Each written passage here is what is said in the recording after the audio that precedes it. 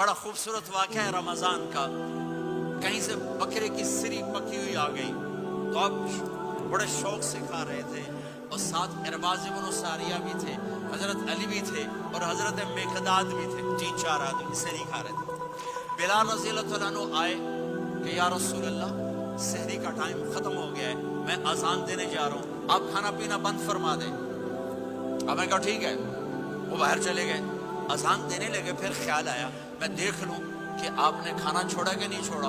واپس آئے تو آپ کھا رہے تھے، کہا یا رسول اللہ واللہ لقد اصبحت، اللہ کی قسم صبح ہو گئی۔ آپ نے ہاتھ پیچھے کر لیا، کہا ارے بلال نہیں ہوئی تھی، نہیں ہوئی تھی، تیرے قسم کھانے پر اللہ نے پہلے نکال دیا اس کو کہ تیری قسم جھوٹی نہ پڑے۔ حضرت علی نے فرمایا اگر بلال قسم نہ اٹھاتے تو جب تک میرے نبی کھاتے رہتے اللہ صبح کو پیچھے ہٹاتے جاتے۔